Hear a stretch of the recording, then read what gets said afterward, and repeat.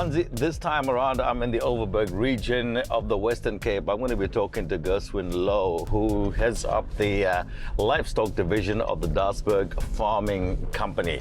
Now, he's in charge of the Merino sheep and they're producing a high quality wool for export. I want to find out how they're upholding industry standards for their export.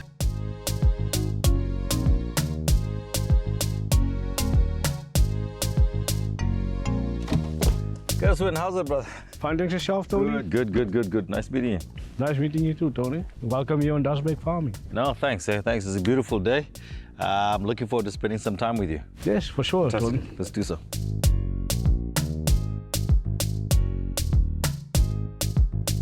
So, Gerswin, tell me, you don't come from a farming background. How did you end up raising livestock? Tony, I have always had the dream to become one day a farmer. And on school holidays, I started working on a sheep farm, a dorper sheep farm there in the Karoo. After that, I went to high school in Prince Albert, and there I started learning more about the agriculture field. And after my high school, I went to Grootfontein Agriculture College, where I studied for a 3-year diploma in livestock, small stock and cattle. After my 3-year studies, I went to CMW, who was now OVK, who's in the wool industrial. So I went there and started learning more about the wool side. On March 2015, I've got the opportunity to come and work here in the Overberg on a sheep farm. Yeah. So the 1st of June I started here 2015 and now I'm here 7 years. All right, but you were raised by a single mother. Was she supportive of everything that you wanted to do? Yeah, she was supportive, Tony, but she didn't know I will go to agriculture college. I went and applied. Somebody helps me to apply for a bursary and for the college also. And one night I was sitting in my hostel room and she phoned me and she said there comes letters from the Eastern Cape, Middelburg, from Grootfontein Agriculture, and I was accepted. And she was like, yo, really? My son is going to agriculture college. So she was surprised, but she supported me in my dream and still now.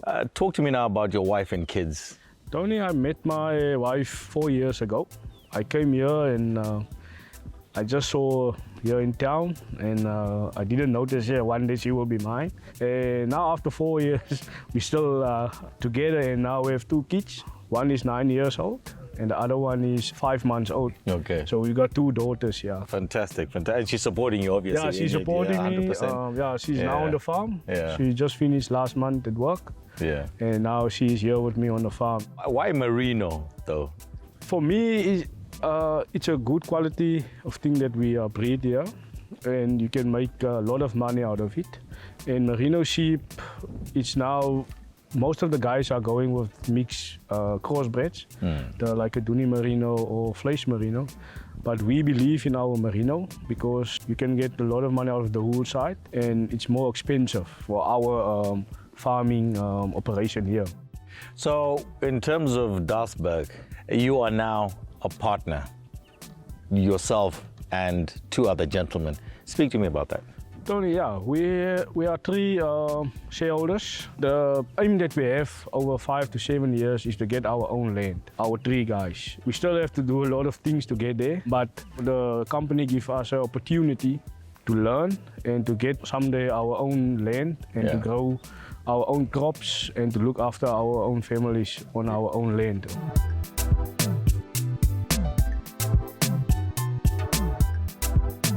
Ek is nou al 23 jaar by Dasberg boerdery. Die dag wat hulle vir my gesê het ek is 'n aandeelhouer, het ek baie opgewonde gevoel. Ek is by die saaidery betrokke in die Dasberg boerdery. Wanneer dit saaityd is, dan as ek die ou wat nou spuit, kyk laat die onkruide vooruit doodgespuit is, allerlei onkruide wat opkom en so en dan kom die planters en hulle plant agterna.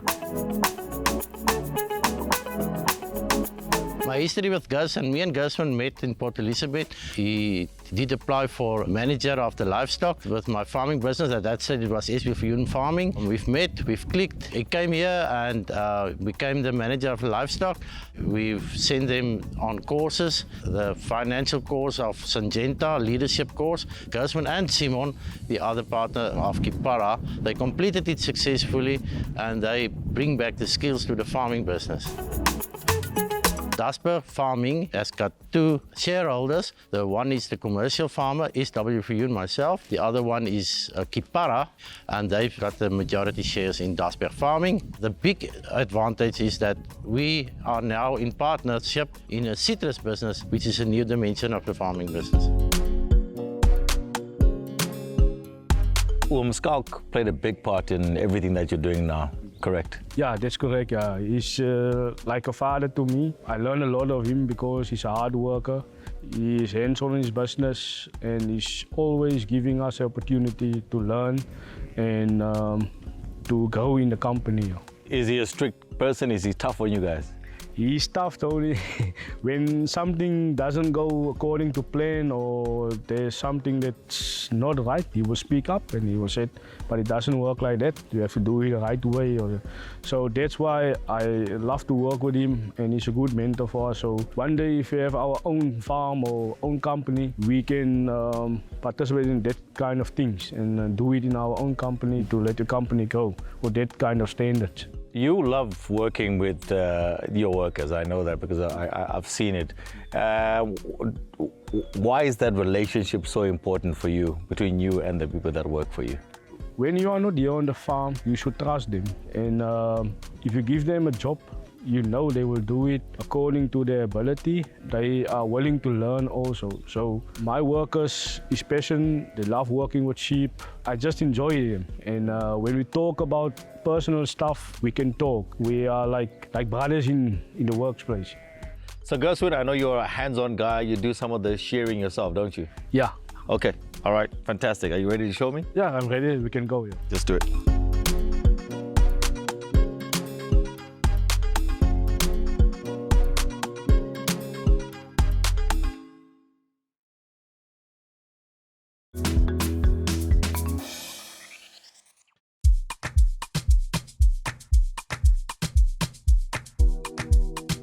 Well, Mzansi, earlier on we heard from Gerswin about why he loves what he does every single day.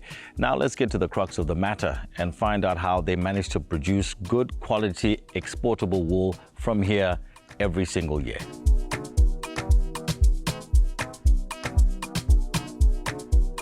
So Gerswin, we're here in the paddock on one of your fields in your operation.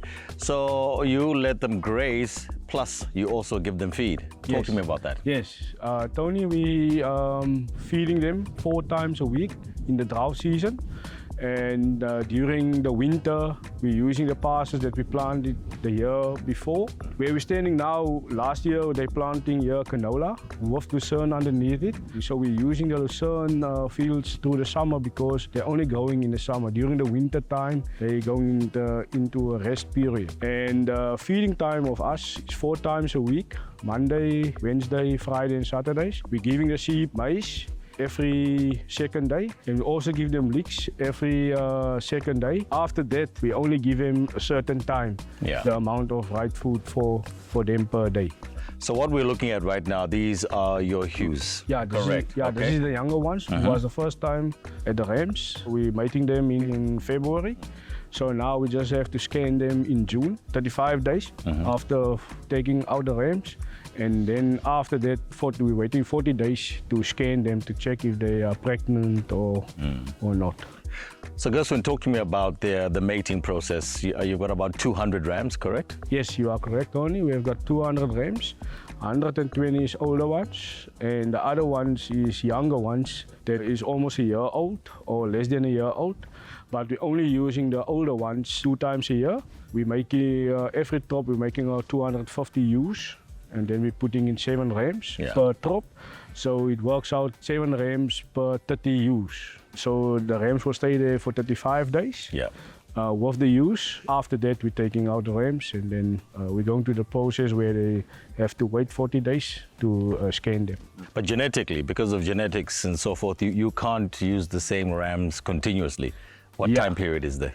We try to use not the same rams on a specific farm because we have our stud rams that we use on a certain farm. We're breeding our own ones, and then after 2 years we bring them in. So the older ones is going out in, but we start to mix them around the farm so that we can use different ones on different farms. Yeah. So basically, the older you get, whether you're human or you're a sheep, it's the same thing. It's the same thing. You're out. You're out, yeah. Okay, Gerswin, listen, let's talk about diseases in this particular area. I mean, what do you have to look out for?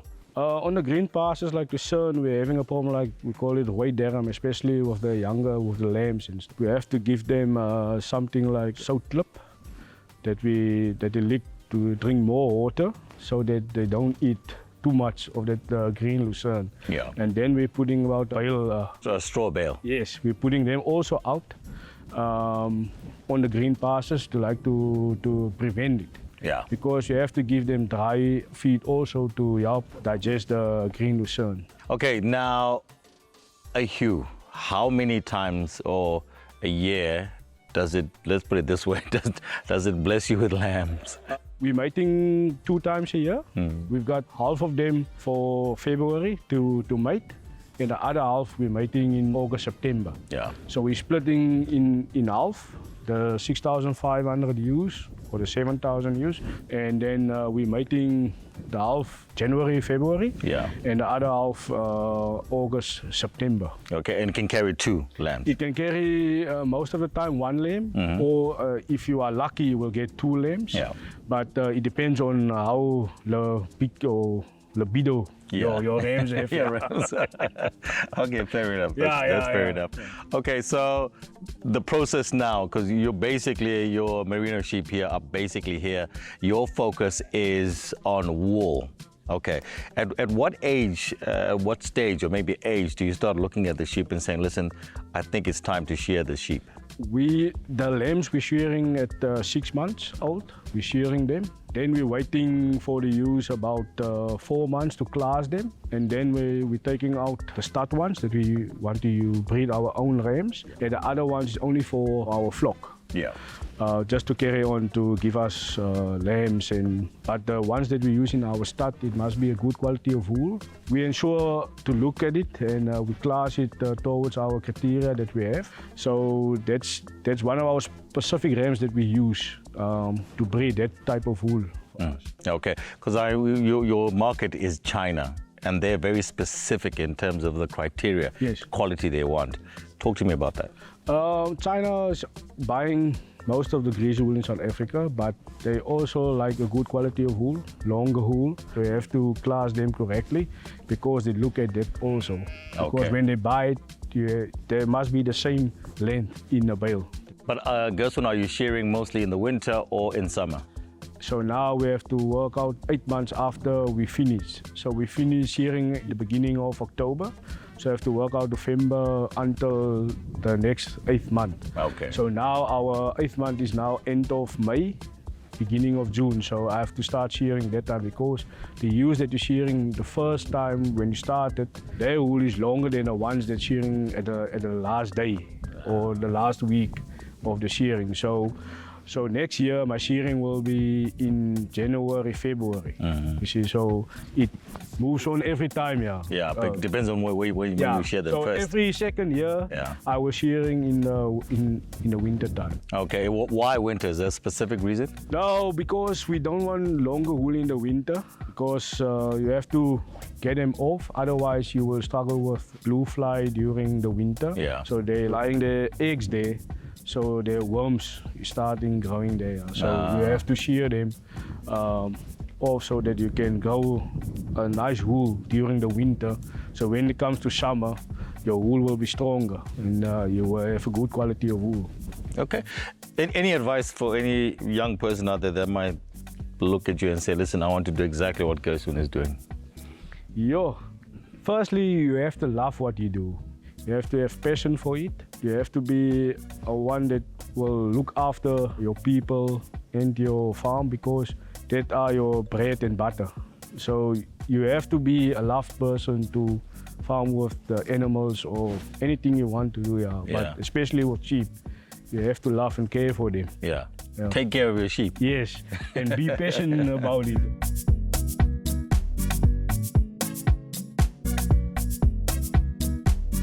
Gerswin, if I could give you R1 billion or any wish that you'd want, what would that be? Yo, I have a big one. We start paying off our debt and start investing in our company and also in our people in the company. Industry standards are critical in maintaining quality and safety for both the local market and picky export customers. In every small detail of Gerswin's work, from his breeding program and daily feed strategy, all the way through to shearing, his eye is on the prize. What a treat to come and meet the whole team here at Dasberg Farming.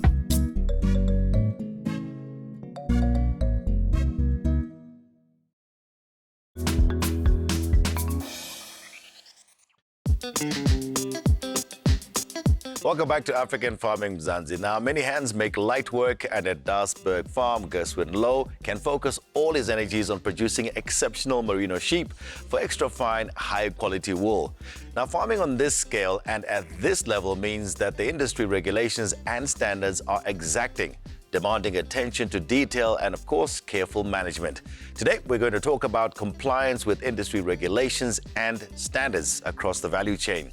And always, we've got some fantastic industry experts to share their knowledge with us on African farming. Ratsilane, are you well, sir, from AfriVet? I'm well, and yourself, Tony. Good to see you once again. Alan, also joining us from Aflay Central. How are you? Well, thank you. Fantastic being here. Thank you. Good to see you. Praveen, as always, good to see you. Yeah, great being here. Thanks, Fantastic. Joining us from Africa, of course. Ratsilane, let me start with you. I'm talking about industry standards, exacting standards that we obviously are needed when it comes to farming, whatever type of farming it may be. Let's talk about animal farming and how critical are standards when it comes to animal farming. Thank you so much, Tony. The issue of regulatory is a very important one. But I think it's fair if I start by saying keeping these regulations is very difficult. It's not easy for farmers to keep to comply, but for them to do that, it will be easy if they have a working relationship with the local veterinary staff. If they have that working relationship, it becomes easy if you know that I've got these regulations that I need to follow, and it's easy for me to follow them if I'm in a harmonious relationship with these people that I'm working with. It's very important. We've got diseases that are called infectious, that spreads faster. If we do not take issue of compliance very serious, you end up finding diseases having spread throughout a region or a district because they are not in good terms with the local veterinary. But if they have that working relationship, it becomes easy for them to pick up a call and say to them, you know what, I've got a problem. Yes, it's only one animal that is sick, but how can I mitigate this problem? And if they are able to do that, just one animal, it becomes easy again if majority of them are affected in a herd. Yeah. Alan, looking at the auction houses, obviously you look at the people that are coming, some of your clients, and there you do have regulations when it comes to your clients. Talk to me about that as well. For sure, Tony. There are a number of regulations. Firstly, any livestock agent, he acts on behalf of a principal, which will be seller, and he has to protect the interest at all times to get the best price. But no person shall act as a livestock agent unless he's a member of APAC. APAC being the Agriculture Producers Agents Council. All right. So you have to be a member of APAC. Firstly, to answer your one question, the only person that can conduct the auction will be members of APAC. All right. APAC has a number of regulations. Firstly, regulations on the agents, the livestock agents. Very importantly these days is on biosecurity. You've heard a number of issues with biosecurity as far as foot to mouth is concerned. There's a number of issues going on with controls at the auction pens that have to be in place. And very importantly, regulation is the stock identification. Regulation or Act 8 and 6 of identification and transport of animals. These are regulations that the farmers, the producers, and the agents have to follow to the T. So as Place Central, you will not deal with anybody who does not comply with those regulations that you mentioned? Absolutely. Any livestock agent has to be part of APAC or a member of APAC. Any farmer or producer has to comply to the regulations, stock theft, any identification, branding on the animals. Okay. So Praveen, I mean, listening to the answers from, AfriVet, Place Central, let's talk general now in terms of just having exacting standards and so forth. What's your take? Are we, from a South African farming community, are we usually good about it? We are, because we are heavily regulated, let's face it. But I think the important thing to remember is that we're dealing in food. You're dealing in people's lives versus livelihood. So, from a farming perspective and an enterprise point of view, you want to try to be as profitable as you can. But there is no cutting corners when you're dealing with food security and food safety. We've spoken about animal health, for example. Biosecurity is a huge issue. Similar to grain and oilseed farming, for example, managing your pesticides and herbicides that you're using, making sure that you use them in a responsible way only when it's necessary. Make sure you're not contaminating water sources, causing further harm downstream as water sources move through your farm and pick up on those toxic chemicals, etc. Transporting of grain as well. Make sure you're using reliable contractors to be able to do that. And when you're delivering grain to your silos, there's lots of information available to farmers on quality issues, what to look out for when it comes to the quality of grain, etc. But I think overall, there's a lot of compliance to that, so we don't have major issues on it. There's isolated incidents, but I think by and large our farmers are very responsible when it comes to that. Okay, we're in a good place. Razilane, we're looking at commercial farmers. It's a little bit easier for them to comply. What about communal farmers? And when you want to control, animal health within the country, what do you do as AfriVet to communicate with them the importance of compliance and what they should look out for? As I have said, Tony, it's not easy for these farmers to comply with the regulations in a commercial setup. How much more in a communal area where there are no boundaries and so forth. But the most important thing, have a relationship with them. Number two, make sure that there is constant knowledge transfer. By so doing, we will be able to prevent what we have recently seen, where an infectious disease would spread from one part of the country to 3 provinces. Okay, is that your final thought to all our farmers? Comply so that we are able to control all these diseases in the country. And Alan, a final word from you? Have respect for your fellow farmer by complying to regulations, please. Praveen, your thoughts? Yeah, we are dealing in people's safety when they're consuming food, so let's be extra vigilant. All right, thank you, gentlemen, for joining me on African Farming. Thank you, Tony. Thank you so much. So there it is. No matter what commodity you're producing, food safety regulations and industry production standards are there to protect consumers and farmers alike. Use them to guide you towards the best quality produce. So catch us again next week, same time, same place. So find us on our social media pages. You can use hashtag African Farming or our website, africanfarming.com. And remember, we farm better together.